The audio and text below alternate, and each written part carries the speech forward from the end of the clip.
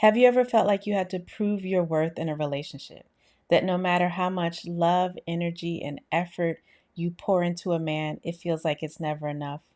Or maybe you struggle with trusting men and letting your guard down and allowing yourself to truly be soft and feminine in a relationship. What if I told you that these struggles have nothing to do with men at all, but they're related to your relationship with your mother? That's right. This time we're talking about the mommy wound. It's something that a lot of women struggle with and it affects their relationships. So stay tuned as we dig deep.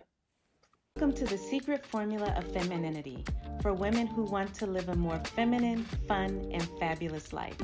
I'm Dr. Nicole Montero, your host on this weekly journey to unlocking your inner radiance, nurturing fulfilling relationships, and becoming the best version of yourself. Welcome back, everybody, to this episode of The Secret Formula of Femininity. I'm your guide and host, Dr. Nicole, on your journey to tapping into your feminine essence. Now, the last episode, we talked about the daddy wound, and that was one that a lot of women are familiar with. They can relate to, they can see the impact of having an absent or a strained relationship with their dad, how that affects their current relationships. But not a lot of people understand the deep impact of the mommy wound on their intimate and romantic relationships. So I want us to dig deep into that. And I want to first share with you a story. I've worked with such amazing clients, and they have had wounds that affect their relationships, and they've been able to overcome them. So I want to share with you about my client. I'll call her Maya. And we worked together in one of my coaching programs, and she struggled significantly with relationships. And first of all, I want to just tell you all this is not uncommon. Relationship struggles, they're part of life, but it's important that we get back to understanding the roots of them so that we can heal and finally have those relationships of our dreams. But again, Maya was very successful outwardly. People just didn't understand why she had this string of unsuccessful relationships or periods of being single, even when she didn't want to. It wasn't that she had a problem attracting men, but she always felt the need in relationships to be the strong one. And we've talked about that, right? She wasn't able to master polarity, meaning how to be feminine in a relationship so that the man that she was seeking and the type of man she wanted could step up and be masculine. You need that polarity for a healthy, balanced relationship. So she was in that mode of strong, hyper independent. She never let men take care of her. And a lot of times, what ended up happening is she would get the men that didn't want to step up, right? So she was dissatisfied, or the ones who wanted to step up felt like they didn't have a place in her life. She never learned to feel comfortable leaning into her softness, at least not before we started working together. And whenever they did something nice to her, she would immediately feel guilty. She felt like she owed them something in return. She felt beholden to them, and she didn't want them to do anything anymore. And she overdid it. She over poured into them, which again unbalanced things in the relationship. Through our work together, she realized something about her mother. She thought a lot of it, she was attributing it to her dad. And we had worked and talked about the daddy wound. However, she was able to realize that her mom was essentially emotionally unavailable and hypercritical. Those two things can be a really toxic combination. So, on the one hand, not there emotionally to give that support, that validation, that unconditional love. And then on the other hand, when she was available, very critical, expecting perfection and projecting a lot of her own inadequacies onto my client, Maya. Maya was taught to be independent, to never rely on a man. Again, this was from her mom's experiences with men and Maya's dad, to always, and she learned that she had to earn love. whether it was the love of a man or even the love of her mother, that it wasn't just freely given, that she had to do all of this work to get it. And it wasn't until we really dug deeper into this mommy wound that she was able to learn to receive love without fear and to be able to accept the soft side of herself, share it, be vulnerable, and not feel like she had to feel guilty because somebody was doing something for her. Essentially, she learned that she was worthy of love and she didn't have to earn love. And it was a beautiful transformation to see. She was able to get into a healthy relationship. And you will notice, like with my clients that I work with, they are able to finally get into healthy, fulfilling relationships. And if those don't work out, they're able to be open to the next healthy, fulfilling relationship. So, in essence, they break the pattern. All right. So, the mommy wound has a deep impact, in some ways deeper than the daddy wound, because the daddy wound, everybody talks about it, but it's almost taboo to talk about an unhealthy relationship with your mother. So, what exactly is the mommy wound? It's a parental wound, yes, but it's slightly different than the daddy wound. It's where we have this emotional pain and these patterns that we inherit from our mothers, and it's usually generational. Mothers, yes, are often doing the best that they can, but they are passing down generationally patterns that were put onto them, traumas that were never processed, and they didn't know exactly how to deal with it. Okay. Usually, again, because it's generational, it's typically unconscious, but that doesn't mean we're saying that there's no accountability and that whoever did these painful things is not responsible. The mommy wound can look like emotional neglect. Remember, I said Maya had an emotionally unavailable mother. That can feel like growing up feeling unseen, unheard, emotionally unsupported. Things that you're going through, you're told to just suck it up. It's not that big of a deal. Who you are individually is not acknowledged, is not valued. It feels like you're just invisible. So it feels like emotional neglect. It can also feel like, on the other hand, overprotection.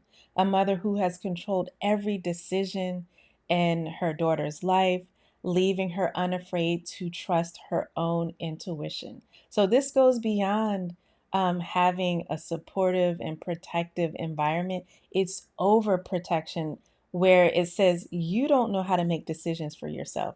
You can't trust yourself. You don't have what it takes to protect yourself. And that is not something that you want a young woman to grow up with. You can't overprotect someone into having good judgment. You have to support them and allow them to learn to trust their instincts, their intuition, and make mistakes and learn how to learn from them. So, overprotection is another way. Also, this is a big one: criticism and perfectionism. I see this so much with the high achieving women. It's feeling like you were never enough for your mother. You had to do everything correct. Any little thing, any little mistake you would be chastised. You would be made to feel like you weren't good enough. You couldn't recover from those mistakes. It was like making a mountain out of a molehill. And so that perfectionism often follows people, and it leads to a lot of self-doubt, not just in how they function in life, but in their relationships. They develop the false belief that in order to be in a healthy relationship, you have to be perfect and your partner has to be perfect and the relationship has to be perfect. And this, you see, is the underlying thing in a lot of women who jump from relationship to relationship. As soon as something, any little yellow flag or inkling of a red flag, they're out of there. No discussion, no talking about it, no trying to understand it. They just leave. It's a pattern of going from one to the next because your standard is so high. But really, those high standards are a reflection of how you feel you're not good enough because you were always criticized and you were always made to feel like you had to be perfect. All right. And then finally, martyrdom. This is for the women who grew up seeing their mother sacrifice constantly never taking time for themselves, never having boundaries, never knowing how to assert their needs and who they were, never learning how to assert themselves essentially. And this teaches young girls growing up that in order to be in a relationship, you have to overgive. That it's either you or the relationship. And this is what is at the root of why a lot of women say, I don't want a relationship, I don't want to get married. What they saw, and they attribute that to being feminine, was over sacrifice, over giving, and just being a martyr. And that is not at all what being feminine and having healthy feminine energy is about. You have to have healthy boundaries. You have to learn to make a separation between yourself and what you need and others and what they may need from you. And it's okay to say what you need from me is not in line or not aligned with what I need for myself. And so that martyrdom is not healthy. We often think, okay, well, in order to be a soft woman, a feminine woman, you just have to self sacrifice. That is absolutely not the truth. So, the four ways that we often see that the mommy wound played a part in women's lives is through emotional neglect, being overprotected, being criticized a lot or expected to be perfect, and watching their mother and the women in their lives be martyrs and self sacrificing. And so they're all a little bit different, but they're all part of the same root, which is that you feel like you're not good enough. And usually, the women in your life who did this to you, they felt they weren't good enough. And these patterns don't just magically disappear because we reach adulthood. They show up in the way that we love, the way that we receive love, the way that we trust or don't trust, and the types of men that we choose to be in our lives. So, what does this actually look like in intimate romantic relationships? Number one is it's hard for women with an unhealed mommy wound to be emotionally vulnerable. And vulnerability is the key to connection. You will not have genuine, fulfilling, healthy connection if you don't allow yourself to be vulnerable, if you have up a mask and a wall all the time. And so this is where the mommy wound can get in the way. You fear being criticized, you fear being controlled, you fear being unseen or unheard. You fear that you'll have to give up yourself and sacrifice everything. And so it makes it hard for you to truly lean in and be vulnerable. Also, women with an unhealed mommy wound feel the need to earn love. Like I said with Maya, it was like, okay, if he does something for me, then I'm beholden to him. I have to do something for him. I feel guilty, and you're not able to sit back and receive. You overgive, you overdo, you prove your worth, and actually, you do the thing that you didn't want to do, which is you martyr yourself. You end up repeating this pattern. You also oftentimes over communicate. These are women that don't want to be misunderstood, and it's hard for them to just go with the flow. So, in conversations or in conflict, actually, it's more tit for tat. I've got to get the last word, I have to say every single detail, and that can be a real deterrent to true understanding and connection when you're having disagreements or conflicts or even just communication in relationships. The other thing that shows up is difficulty trusting men. Now you're like, okay, well, this is about the mommy wound. What does this have to do with trusting men? Usually, women raised by a mother who had a mommy wound and then passes that mommy wound along, they were raised to believe that men were unreliable.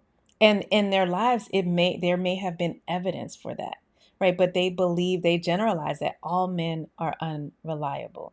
So they struggle to let men lead. They struggle to trust that men know how to lead, that they're responsible, that they have those positive qualities that we want to see in our men. They haven't seen it, and they were given messages that it doesn't exist. So they really, really, no matter how good the man is, they have trouble trusting. And they also crave a lot of control. I see this a lot with my type A, my high achievers. Because they didn't feel safe or seen or heard or truly valued and acknowledged as little girls, they feel safest when they are in control. They do not want to lose any inkling of control. And what happens is they show up very masculine in relationships. It's like, I am the one who's leading. I know what's best. My way is, it's my way or the highway. I love you. I think you're great, but I need to be in control. And that can be, again, very detrimental to that polarity that we need to see in a healthy, balanced relationship. And as I said in the previous episode about the daddy wound, this relates to our attachment styles. So, whether you have a mommy wound or a daddy wound, it usually leads to anxious attachment or avoidant attachment, some form of being insecurely attached. So, studies show that women who grew up with emotionally unavailable or critical mothers are more likely, they are more likely to end up with an anxious or avoidant attachment style in their intimate relationships. But that is the past. It doesn't mean that it has to be like that going forward. It does mean, though, addressing the wound and learn to heal so that you can have a healthier approach to your relationships. So, what does that healing process look like for the woman who is still struggling with her mommy wound? One is recognizing the pattern. It's not all about the men. And even if you currently have a good relationship with your mother, or you look back and you felt for the most part it was a good relationship, it doesn't mean you don't have any wounds from it. It's not all or nothing, but it's recognizing the pattern, how you felt, and pay attention more particularly about where this wound is showing up in your life currently. What is it looking like in your relationships and your dating and who you're attracting? Are you constantly attracting, as some women say, feminine men who don't, quote, step up? Is it because masculine men who want to lead and step up are repelled by your energy that you're putting out? And you're doing it, let's be clear, this is a self protective energy. When women are overly in their masculine, it is due to self protection, but it doesn't mean that it's healthy either way. You also have to learn to reparent yourself. This is the biggest flex of any adult woman, any adult period, where you learn to give yourself the love, the validation, the softness that you craved but you didn't get. And it's unfortunate some people didn't get what they needed. But the key thing is moving forward, learning to give those things to yourself. And that's why self care is so important. Self care is not just about the cutesy things, it's really a form of reparenting and giving yourself, pouring into yourself what you did not get. You didn't get the love, the softness, the being seen, the being heard. You have to do those things for yourself. Meditation, prayer, journaling, connecting with like minded women who are supportive and not critical. All of these things are key. The other thing is learning to allow yourself to receive. You will never hear me stop talking about this. Receive a compliment, receive a gift, receive help. Ask for these things. Say how you're proud of yourself and you would love validation and support. Receive it with open arms and an open heart. Practice letting, more particularly, men care for you without guilt. Let them give you a gift. Don't feel like you owe them something in return. Finally, forgiveness and release. Forgiveness is not about the other person, it is about you. It's releasing the resentment, the need for your mother to fess up and acknowledge, because some will and some won't.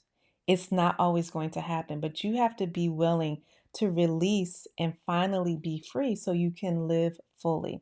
It may look different than what the way your mother's adult life looked. You may take a different path, and that's okay. You have to be willing to step into the future where you open yourself up to healthy masculine love. As you heal, you will notice that your relationships start to shift. All of them, even your friendships, right? Because that masculine way of being in friendships, that self protective way, it can interfere with friendships, but more importantly, in your relationships, your romantic relationships. When you learn to receive love without guilt, that man will want to give it, that healthy man. And you will even repel the men who are not, who don't truly want to give sincerely and genuinely. Narcissists love wounded women. Let me say that again. Narcissists love wounded women. So the more you heal, the more you repel people who want to try to manipulate and exploit you. Also, setting boundaries, not just with men, but also with the toxic relationship you may have with your mother. And one of the questions I have has to do with dealing with a hypercritical mother currently. So you want to be able to set boundaries and also learn to release control. You have to be of the mindset that you can't control every single thing in your life, every outcome. You have to take risks emotionally and with relationships and learn to trust yourself and your intuition. So embracing your softness without fear, because you know what? Ultimately, you are going to be okay. You're resilient, you have inner strength, but that doesn't mean you can't lean into and display and show your softness. It is so, so beautiful. And you see anybody watching, you can see I have my t-shirt on that says Damsel Me Please. This is our t-shirt line, but it really hones in on this idea of letting him do for you. We're taking the whole damsel in distress and we're saying for women to embrace their softness, being helped, being assisted, being loved without guilt, and let people do things for you. All right, so the question I got is, how do I deal with my mother still criticizing me as an adult? Yes. And I know when that happens, that puts you in a little girl place again. So the one word answer is boundaries. You have to set firm boundaries. You don't accept other people's, even if it's your mother's, opinion as truth. You remind yourself that her words reflect her wounds and she's just projecting onto you, but they don't reflect who you are. You are allowed to be your own woman. You're allowed to establish your own sense of worth and esteem, and just that you deserve healthy relationships, healthy communication, healthy love. And if she didn't get that, or if she didn't feel that you deserved that, it's okay. You get to set your own path. But the short of it is boundaries. Okay, everybody, I hope this episode resonated with you. The mother wound is something that is so prevalent. We need to talk more about it. And as we move into season 2 of The Secret Formula of Femininity, we are going to go deeper into these issues and topics so that you can truly learn to heal and be open to a healthy masculine man, have a balanced relationship, and feel secure and healthy within yourself.